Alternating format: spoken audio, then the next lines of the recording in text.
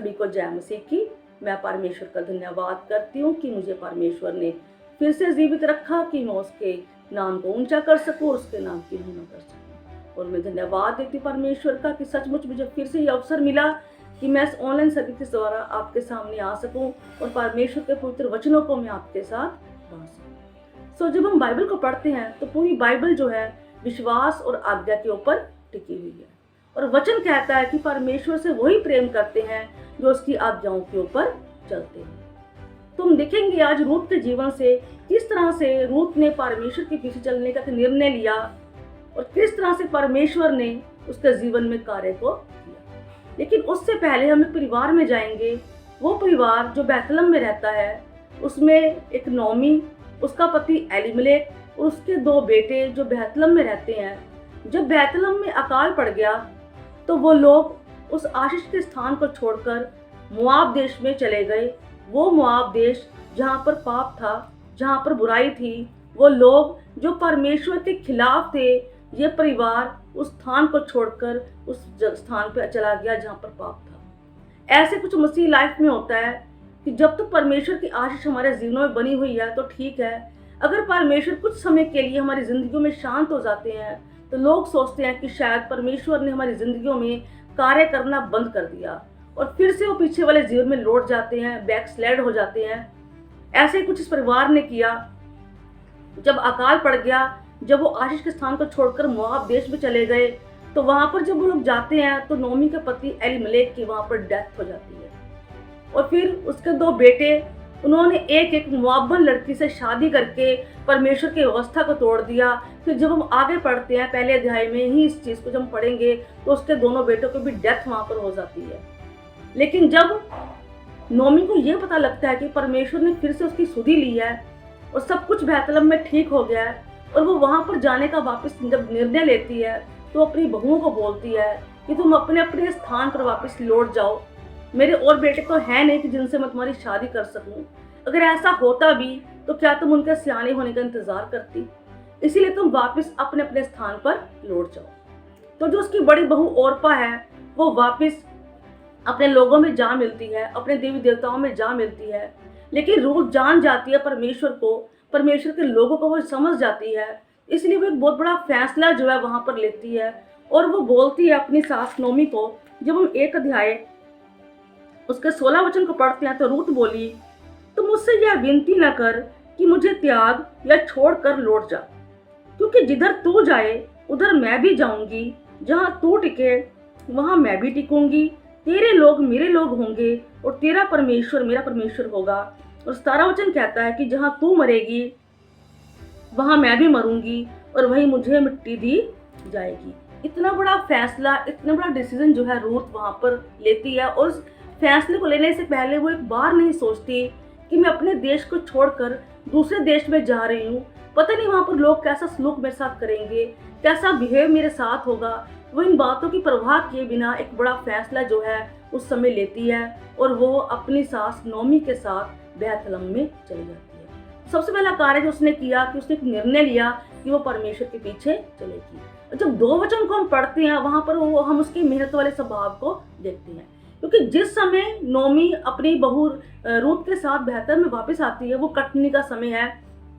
जब रूत वहां पर मेहनत करने का सोचती है, वो एक बोज नाम का व्यक्ति जो एलीमेलेक का दूर का रिश्तेदार है, वो उसके खेतों में काम करना शुरू कर देती है। और जब बोज को ये पता लगता है तो परमेश्वर अपने अनुग्रह की दृष्टि बोज के बीच में होकर रूत के लिए करता है और बोज कहता है उसको, तुझे जो चाहिए तू यहाँ से ले जा। सो परमेश्वर वहां से उसके लिए खाने पीने का इंतजाम करता है। तो यहाँ पर हम उसके मेहनत वाले स्वभाव को भी देखते हैं और परमेश्वर चाहता है कि हम भी उसके वचन के बीज को लोगों में जाकर बीजे, हम भी मेहनत करें, क्योंकि परमेश्वर को आलसी लोग बिल्कुल पसंद नहीं है। इसलिए आज हमें भी परमेश्वर में होकर मेहनत को करना है और वो जो कार्य खुदा ने हमें करने के लिए दिए हैं कि इस वचन के बीज को हम घर जाकर लोगों के बीच में बीजे, तो हमें ये कार्य करना है और पूरी मेहनत जो है खुदा के लिए हमें करनी है और लोगों को हमने बचाना है।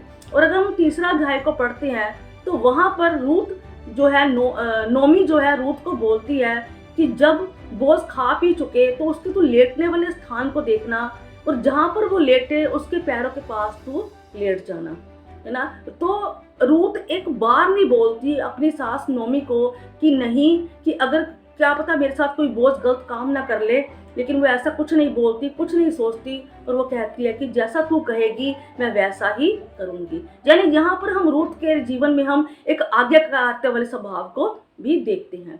सो परमेश्वर कहता है कि तुम मेरी आज्ञाओं में बने रहो। मैंने पहले भी इस बात का बोला कि परमेश्वर से वही प्रेम करते हैं जो उसकी आज्ञाओं के ऊपर चलते हैं, और जो उसकी आज्ञाओं को मानता है परमेश्वर उसके लिए बड़े बड़े रास्ते भी खोलता है। परमेश्वर किसी के बीच में होकर उन लोगों के लिए एक अनुग्रह की दृष्टि को भी करता है। सो जैसा नोमी कहती है वैसा ही रूथ करती है।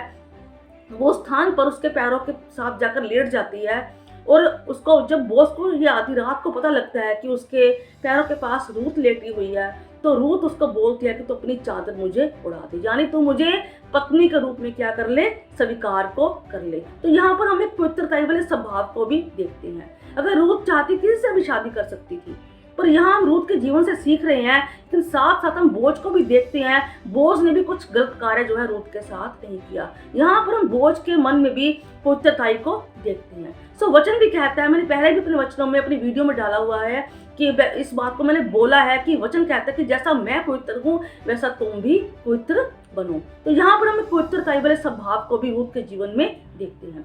और जब हम 4 अध्याय को पढ़ते हैं तो वहां पर हम देखते हैं कि बोझ जो है रूथ के साथ शादी कर लेता है, और फिर उसके आगे हम अंतिम वचनों में उसकी वंशावली को भी देखते हैं, किस तरह से बोझ और रूथ से ओबेद, ओबेद से यिशै, और यिशै से दाऊद ने जन्म लिया, और दाऊद के वंश से प्रभु यीशु मसीह ने जन्म को लिया। और आज रूथ का नाम भी इतिहास में पाया जाता है, क्योंकि रूथ ने जो निर्णय लिया, जो फैसला लिया, वो उसके ऊपर अटल खड़ी रही, वो वचन के ऊपर, खुदा के ऊपर अटल बनी रही, और परमेश्वर ने अपने अनुग्रह की दृष्टि को बोझ के बीच में से होकर भी किया। आज लोग निर्णय तो ले लेते हैं, फैसला कर तो लेते हैं कि मैं परमेश्वर के पीछे चलूंगा, मैं परमेश्वर के पीछे चलूंगी, लेकिन वो आज्ञाकारिता को निभाना नहीं चाहते, करना नहीं चाहते, पवित्रताई वाले जीवन को बिताना नहीं चाहते, और फिर जब परमेश्वर की आशीष उनके जीवन में रुक जाती है इन कारणों की वजह से, तो सारा दोष जो है खुदा के ऊपर देते हैं। इसलिए अगर आप अपने जीवन में ब्लेसिंग्स को चाहते हैं, और अगर आपने एक निर्णय लिया है, तो हमें जरूरी है, जिस तरह से रूथ कठिन समय में भी उसने परमेश्वर को नहीं छोड़ा, उसने एक निर्णय को लिया, है ना, परमेश्वर में वो अड़ी रही, खड़ी रही, उसने परमेश्वर के लोगों के साथ रहने को चुना, है ना। वो परमेश्वर अपने परिवार के साथ, नोमी के साथ, अपनी फैमिली के साथ उसने प्रेम के साथ रहा, और विश्वास के खातिर उसने दुख को उठाया, मेहनत को किया, पवित्रताई वाले जीवन को उसने जिया, आज्ञाकारिता वाले जीवन को उसने जिया।